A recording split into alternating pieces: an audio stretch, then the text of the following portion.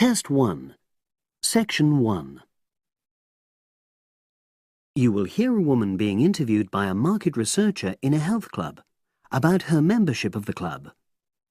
First, you have some time to look at questions 1 to 5.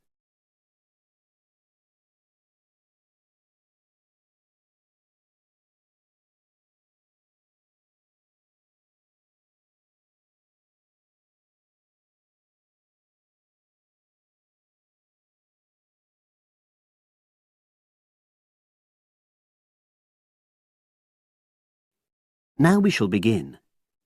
You should answer the questions as you listen, because you will not hear the recording a second time. Listen carefully and answer questions 1 to 5. Oh, excuse me. I wonder if you'd have the time to take part in some market research. What's it about? About this club and your experiences and opinions about being a member. It'll take less than 5 minutes. Oh, OK then, as long as it's quick. Can I start by taking your name? It's Selina Thompson. Is that Thompson? Yes. Okay, great. Thanks. And what do you do for a living? Well, I'm an accountant, but I'm between jobs at the moment. I understand. But that's the job I'll put down on the form. And would you mind my asking which age group you fall into? Below 30, 31 to 50, and above? Over 50, I think we can safely say. Great, thanks. And which type of membership do you have? Sorry, I'm not sure what you mean. Do you mean how long of... No, is it a single-person membership? Oh, right, no, it's a family membership. Thanks. And how long have you been a member? Ooh, let me see. I was certainly here 5 years ago, and it was probably 2 to 3 years more than that. Shall I put down 8? Oh, I remember now. It's 9, definitely. Sorry. No problem. I've got that. And the last question in this first part is, what brought you to the club? Sorry? How did you find out about the club? Did you see any ads? Well, I did actually, but I have to say I wasn't really attracted to the club because of that. It was through word of mouth. So you were recommended by a friend? Actually, my doctor. I'd been suffering from high blood pressure, and he said the club was very supportive of people with that condition, so I signed up. Great, thanks.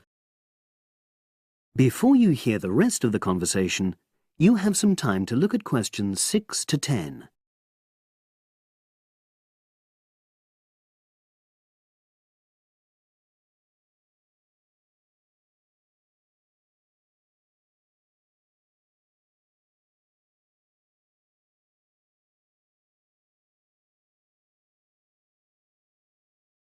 Now listen and answer questions 6 to 10.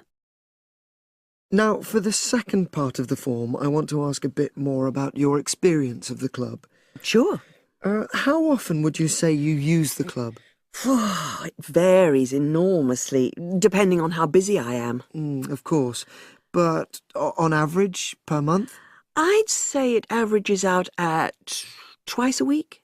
OK, so 8 on average. Yeah, and 4 of those are aqua aerobics classes. That leads me to the next question.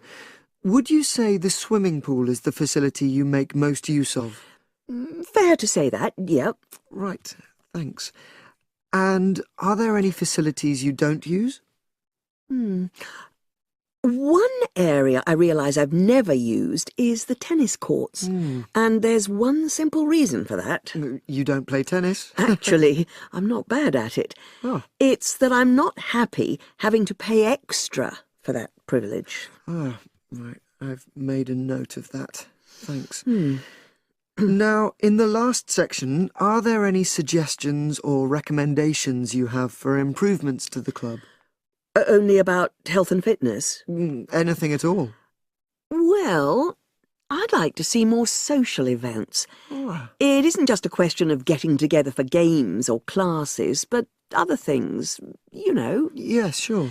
And another thing that I was thinking, when I had my yoga class in the gym last night, we were all sweltering in the heat, was that I think they should put in, well, you know... Air conditioning. That's exactly what I mean. The rooms are really light and well designed, but they do need proper installations. Sure.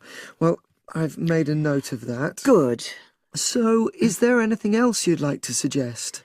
About quality of service, for example? Oh, everyone's very nice here. They couldn't be more friendly and helpful. Oh, but I tell you what, it's a shame the restaurant isn't open in the evening on Saturday, and Sunday as well, for that matter. Oh. So, the club should... Open it later on those days. OK. Well, thank you very much. That's all the questions I have. That is the end of section 1. You now have half a minute to check your answers.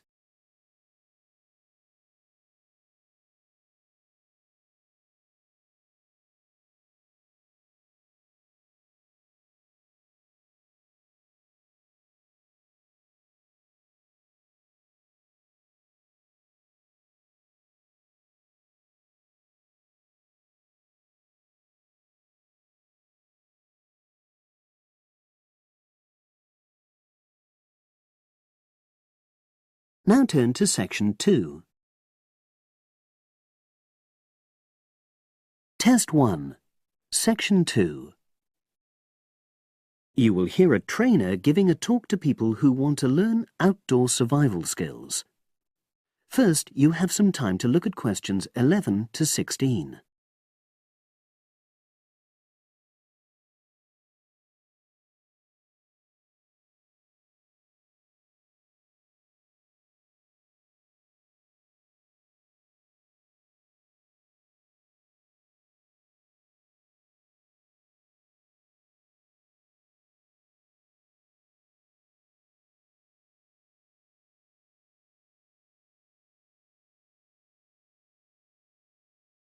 Now listen and answer questions 11 to 16. Good morning, everyone, and welcome to our outdoor survival program. As you know, this week you'll be learning some of the basic information and skills you need to look after yourself independently in the outdoors. These first 2 days will be based here in the classroom, and then we'll be taking a camping trip to put into practice some of the things you've learned. I'm going to start off with the topic of food. And to start with, I'll describe just 2 methods which we'll be putting into practice at our camp, and which make use of natural resources, the steam pit and the bamboo pot. I've got 2 posters here to make things clearer, and I'll start with the steam pit here. To make this, you'll need some dry sticks, some grass, some loose earth, and some stones. And for this week only, some matches.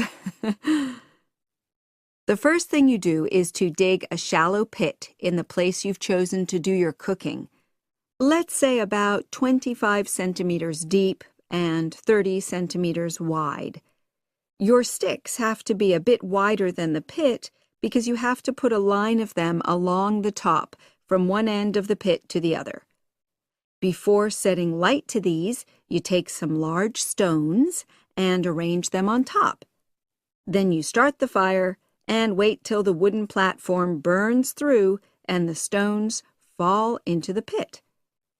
At this point, brush away any pieces of hot ash from the stones. You can use a handful of grass, and then take another stick and push it down into the center of the pit, between the stones. After that, you cover the whole pit with a thick layer of grass. And then you can put your food on it, wrapped in more pieces of grass, like parcels. Finally, cover the whole thing with earth. You have to pat it firmly to seal the pit. Then all you have to do is take the stick out and pour a bit of water into the opening that it leaves. It should take about 4 hours for your food to cook, as it cooks slowly in the steam that's created inside the pit. Now you have some time to look at questions 17 to 20.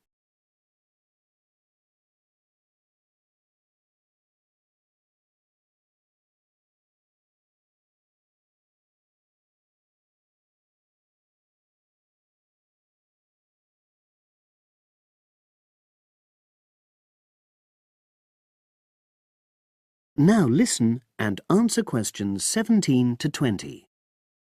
So, simple but effective. The other method you're going to practice this week is the bamboo oven.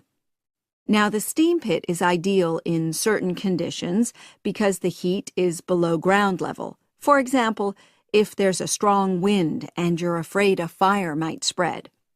But when it's safe to have an open fire, you can use the bamboo oven method. You get a length of bamboo, which, as you probably know, is hollow and consists of a number of individual sections with a wall in between. You use a sharp stick to make a hole in each of the dividing walls apart from the end one. Then you lean the bamboo over a fire, with the top propped up by a forked stick and the bottom sitting on the ground. You pour enough water in the top to fill the bottom section, and then light a fire underneath that section to heat the water. Then you put your food inside the top section, and the steam coming up the bamboo through the holes you made cooks it. I'm going to move on now to food itself and talk about some of the wild plants you might cook. I'm going to begin with fungi. That's mushrooms and toadstools. I'm sure you'll be aware that some of these are edible and they're delicious, but some of them are highly poisonous. Now, whether they're poisonous or not, all fungi that you find in the wild should be cooked before eating, because that helps to destroy any compounds in them that might be mildly toxic. But be aware that any amount of cooking won't make poisonous varieties any safer to eat. Unless you can definitely identify a fungus, you should never eat it. It's not worth the risk. And you need to be really sure, because some fungi that are poisonous are very similar in appearance to certain edible varieties. They can easily be mistaken for each other. So, having said all that, fungi are delicious when they're freshly picked, and although they are only moderately nutritious, they do contain minerals which the body needs. I'll move on now to leafy plants, which are generally... That is the end of section 2. You now have half a minute to check your answers.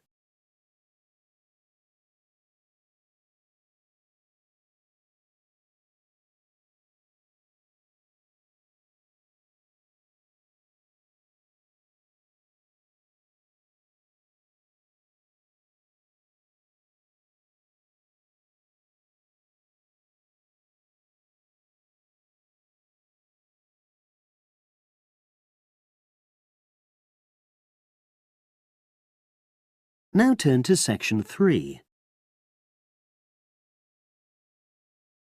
Test 1. Section 3. You will hear a woman called Phoebe, who is training to be a teacher, talking to her tutor called Tony about research she has done in a school. First, you have some time to look at questions 21 to 25.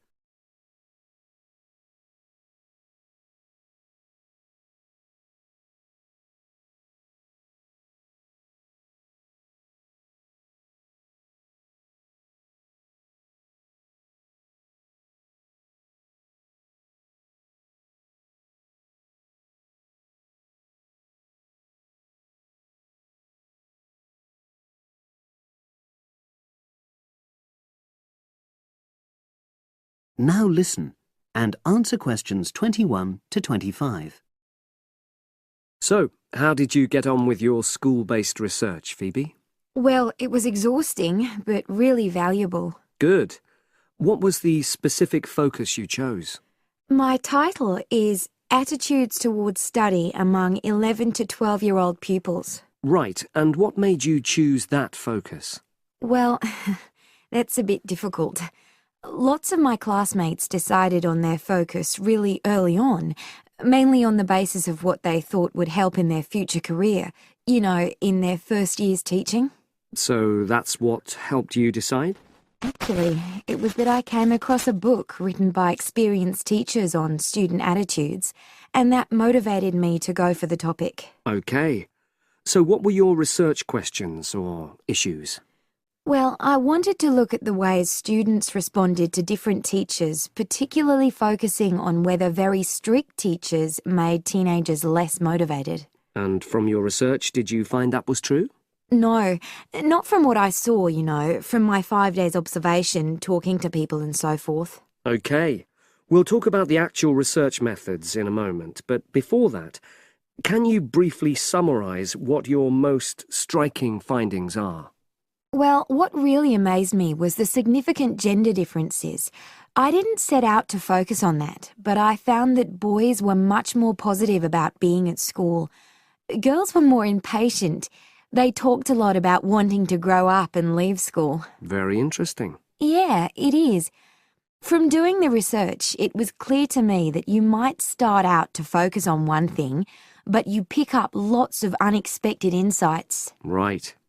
Did you get any insights into teaching? Yes, certainly. I was doing a lot of observations of the way kids with very different abilities collaborate on certain tasks, help each other.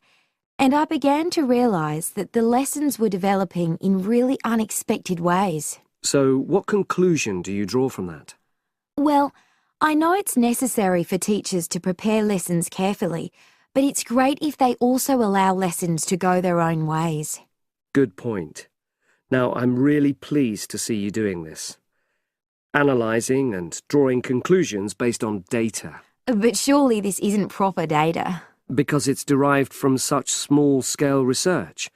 Well, as long as you don't make grand claims for your findings, this data is entirely valid. I like the way you're already stepping back from the experience and thinking about what you've learned about research. Well done. But I know I could have done it better. As you become more experienced, you'll find ways to reduce the risk of difficulties. Okay. Now you have some time to look at questions 26 to 30.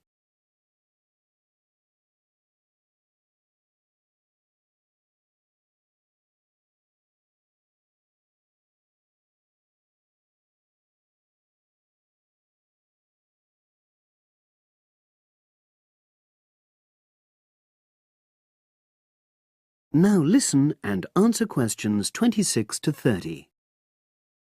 So, let's look in more detail at how you gathered your data. Let's start with lesson observation. Well, it generally went quite smoothly. I chose my focus and designed my checklist. Then teachers allowed me into their classes without any problems, which surprised me. It was afterwards that the grueling work started. Yeah, it's very time-consuming, isn't it? Making sense of analysing your observation notes. Absolutely. Much more so than interview data, for example.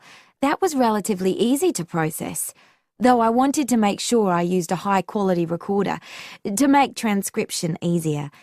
And I had to wait until one became available. Right. And did you interview some kids as well? In the end, yes. I talked to 10, and they were great. I'd imagined I'd be bored listening to them, but... So it was easy to concentrate? Sure. One of the teachers was a bit worried about the ethics, whether it was right to interview young pupils, and it took a while for him to agree to let me talk to 3 of the kids in his class, but he relented in the end. Good. What other methods did you use? I experimented with questionnaires, but I really regret that now.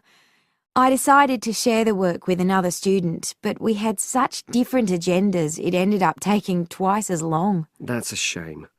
It might be worth you reflecting on ways you might improve on that for future projects. You're right, yeah. Okay. And the other thing I did was stills photography. I didn't take as many pictures as I'd hoped to. Lack of time? It's pretty easy just snapping away, but I wanted each snap to have a purpose, that would contribute to my research aims, and I found that difficult. Well, that's understandable, but remember... That is the end of section 3.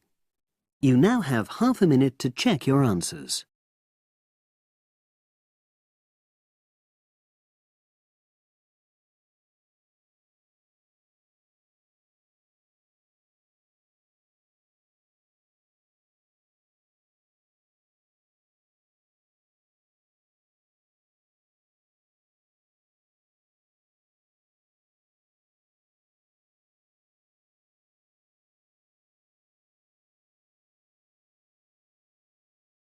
Now turn to section 4. Test 1, section 4.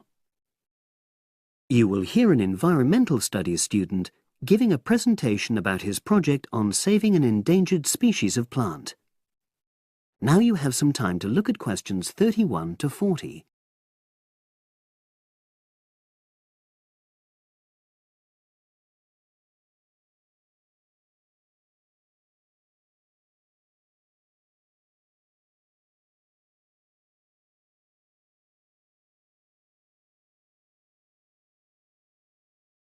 Now listen and answer questions 31 to 40.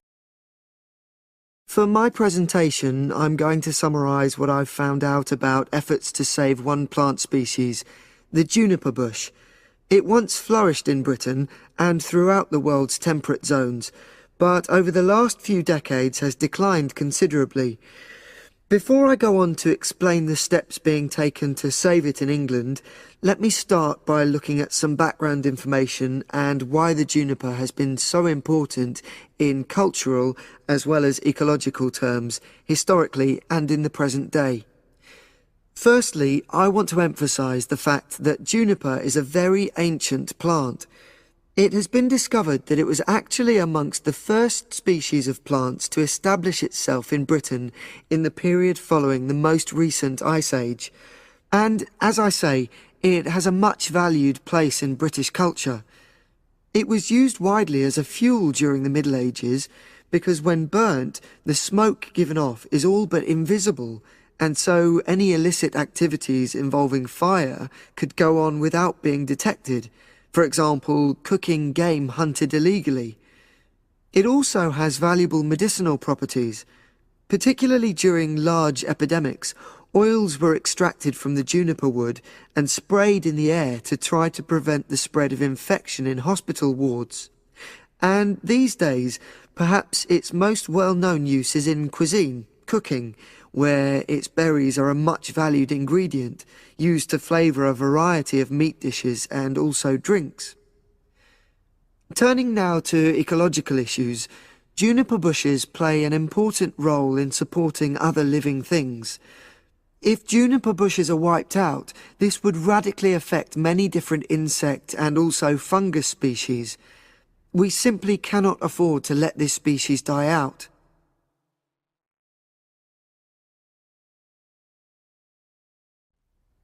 So, why is the juniper plant declining at such a rapid rate? Well, a survey conducted in the north and west of Britain in 2004-5 showed that a major problem is the fact that in present-day populations, ratios between the sexes are unbalanced, and without a proper mix of male and female, bushes don't get pollinated. Also, the survey found that in a lot of these populations, the plants are the same age, so this means that bushes grow old and start to die at similar times, leading to swift extinction of whole populations. Now, the charity Plant Life is trying to do something to halt the decline in juniper species. It's currently trying out 2 new major salvage techniques, this time focusing on lowland regions of England.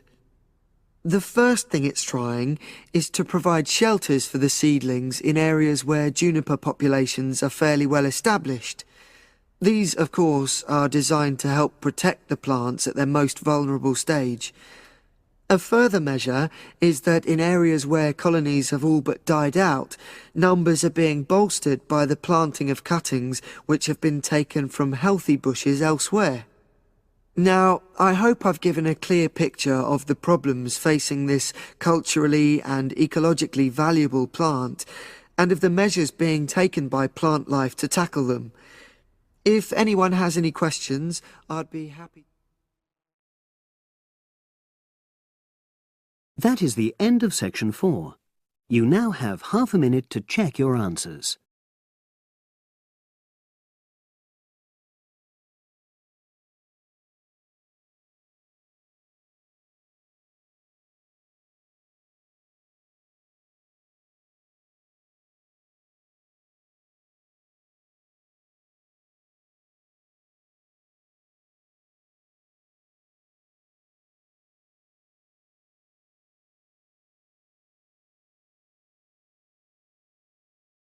That is the end of the listening test. You now have 10 minutes to transfer your answers to the separate answer sheet.